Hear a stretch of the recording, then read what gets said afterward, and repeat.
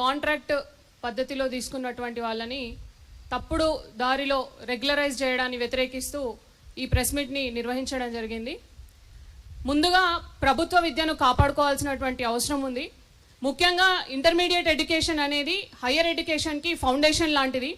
ఈరోజు ఆ ఫౌండేషన్ లాంటి కోర్సు ఇంటర్మీడియట్కి టీచ్ చేయాల్సినటువంటి లెక్చరర్లని తప్పుడు దారిలో నియామకం చేయడం అంటే లక్షలాది మంది విద్యార్థుల భవిష్యత్తు మీద మన్నుగొట్టినట్టే. కాబట్టి అది దృష్టిలో ఉంచుకోవాల్సినటువంటి అవసరం ఉంది. చదువు సంధ్య రాని వాళ్ళని, డబ్బులు ఇచ్చి సర్టిఫికెట్లు కొనుక్కునే వాళ్ళని, రౌడీలని వీళ్ళందరినీ తీసుకొచ్చి ఇంటర్మీడియట్ విద్యార్థులకు లెక్చరర్లుగా, డిగ్రీ విద్యార్థులకు లెక్చరర్గా తీసుకొస్తామంటే దీనికి ఊరుకునే ప్రసక్తే ఉండదు. ఖచ్చితంగా వాటిని ప్రక్షాళన చేయాల్సిందిగా మేము డిమాండ్ చేస్తున్నాం. అదేవిధంగా ఈరోజు సీరియస్ అలిగేషన్స్ ఉన్నాయి. ఎవరైతే కాంట్రాక్ట్ పద్ధతిలో వచ్చి రెగ్యులరైజ్ చేయబడ్డారో వాళ్ళపైన ఫేక్ సర్టిఫికేట్స్ ఇచ్చారని, ఇన్వాలిడ్ సర్టిఫికేట్స్ ఇచ్చారని సీరియస్ అలిగేషన్స్ ఉన్నప్పటికీ కూడా వాటిని ఏమాత్రం కన్సిడర్ చేయకుండా, కోర్టు చెప్పినప్పుడు ఇన్వెస్టిగేషన్ కూడా దానిపైన చేయకుండా వాళ్ళని అట్లానే కొనసాగించడం అంటే ప్రభుత్వాలు ఎవరి వైపు నించుంటున్నాయి? నిజంగా ఈరోజు మనం చూసుకున్నట్లయితే కొన్ని లక్షలాది మంది నిరుద్యోగులు ఏళ్ల తరబడి నోటిఫికేషన్స్ ఈ ప్రభుత్వం ఇవ్వట్లేదు కాబట్టి ఏళ్ల తరబడి ఒక్క పూట తిండి తింటూ ప్రిపేర్ అవుతున్నటువంటి పరిస్థితి ఉంది. ఇందాక బ్రదర్ చెప్పినట్టు 13 ఏళ్ళకి 12 ఏళ్ళకి ఒకసారి నోటిఫికేషన్స్ ఇస్తున్న దౌర్భాగ్య పరిస్థితి తెలంగాణ రాష్ట్రంలో ఉంది. ఇట్లాంటి పరిస్థితుల్లో సంవత్సరాల తరబడి చదువుకుంటున్న నిరుద్యోగులకు మీరు ఏం జవాబు చెప్తారని మేము అడుగుతున్నాం.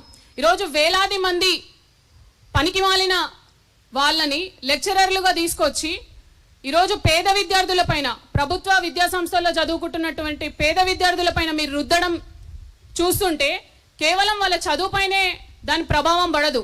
ఈరోజు ఇన్స్టిట్యూషన్స్లో, ముఖ్యంగా ప్రభుత్వ ఇన్స్టిట్యూషన్స్లో అమ్మాయిలపైన అత్యాచారాలు, అఘాయిత్యాలు, పనికిమాలిన పనులన్నీ ఎట్లా జరుగుతున్నాయి అంటే ఇలాంటి పనికిమాలిన వెధవల్ని తీసుకొచ్చి విద్యార్థులపైన, పేద విద్యార్థులపైన రుద్దడం కూడా ఒక ఇంపాక్ట్ అని మేము భావిస్తూ ఉన్నాం. అట్లానే ఈరోజు వీళ్ళని ఇన్ని అలిగేషన్స్ ఉన్నా కొనసాగించడం అంటే కేవలం అడ్మినిస్ట్రేషన్ యొక్క తప్పిదం మాత్రమే కాదు. అది అడ్మినిస్ట్రేషన్ యొక్క తప్పిదమే కాదు. ఈరోజు కంప్లీట్ ఎడ్యుకేషన్ సిస్టమ్ పైన, కంప్లీట్ ఎడ్యుకేషన్ సిస్టమ్కి వ్యతిరేకంగా ఈరోజు అడ్మినిస్ట్రేషన్ పనిచేస్తుందని మేము భావిస్తూ ఉన్నాం.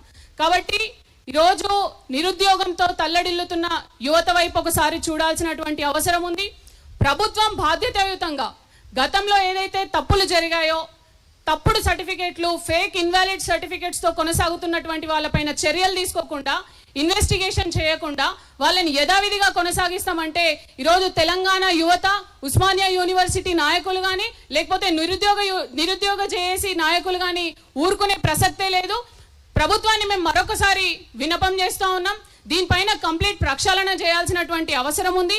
లేకపోతే ఈరోజు లక్షలాది మంది నిరుద్యోగులకు, పేద విద్యార్థులకు, ఇంటర్మీడియట్ డిగ్రీ చదువుతున్నటువంటి పేద విద్యార్థులకు మీరు అన్యాయం చేసినటువంటి వాళ్ళు అవుతారు. అది మీరు ఖచ్చితంగా మేము చెప్తున్నటువంటి డిమాండ్ని దృష్టిలో పెట్టుకొని ఈ కాంట్రాక్ట్ పద్ధతిలో వచ్చినటువంటి వాళ్ళ సర్టిఫికేట్స్ని మళ్ళొకసారి వెరిఫై చేయండి. అసలు వాళ్ళని ఏ పద్ధతిలో రెగ్యులరైజ్ చేశారు, రూల్ ఆఫ్ రిజర్వేషన్ పాటించారా లేదా, వాళ్ళ సర్టిఫికేట్స్ ఏంటి, ఫేక్ సర్టిఫికేట్స్ అని విత్ ప్రూఫ్ ఇంతమంది విద్యార్థులు, నిరుద్యోగులు పట్టుకొని మీ ముందు నిలబడ్డా కానీ మీరు దానికి యాక్షన్ తీసుకోవట్లేదు అంటే ఈరోజు ప్రభుత్వాలు కూడా ఎవరి వైపు నిలబడుతున్నాయి అన్నది అర్థమవుతా ఉంది. ఇప్పుడు ఉన్నటువంటి కాంగ్రెస్ ప్రభుత్వాన్ని మరొకసారి మేము విన్నపిస్తున్నాం. మీరు దీనిపైన ఖచ్చితంగా యాక్షన్ తీసుకోవాలి. ఎవరైతే ఇన్వాలిడ్ ఫేక్ సర్టిఫికెట్స్తో రెగ్యులరైజ్ అయ్యారో వాళ్ళని వెంటనే తొలగించాలని కూడా మేము డిమాండ్ చేస్తున్నాం. భవిష్యత్తులో కూడా ఇలాంటి చర్యలు జరగకుండా ఉండాలి.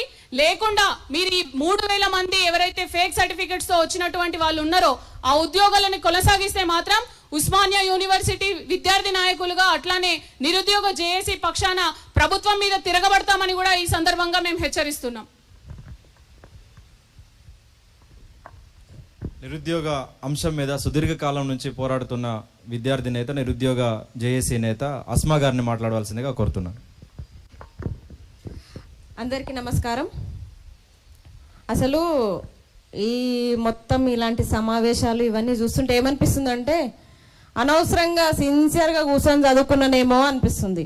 అనవసరంగా రెగ్యులర్గా కాలేజీకి పోయి అనవసరంగా ఈరోజు నష్టపోతున్నానేమో అనిపిస్తుంది.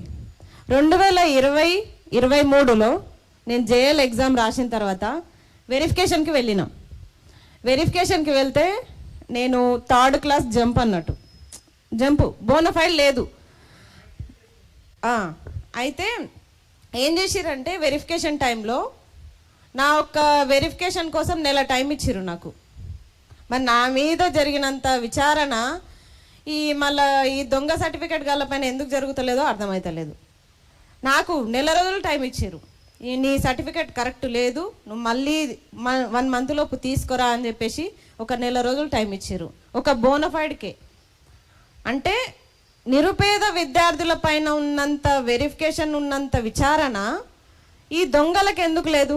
రాత్రికి రాత్రే అపాయింట్మెంట్లు తీసుకొని ఫేక్ సర్టిఫికెట్లతో దొరికి, ఫేక్ సర్టిఫికెట్లు వేరే వేరే యూనివర్సిటీ నుంచి కొనుక్కొని వచ్చి, వేరే కాలేజీల నుంచి కొనుక్కొని వచ్చిన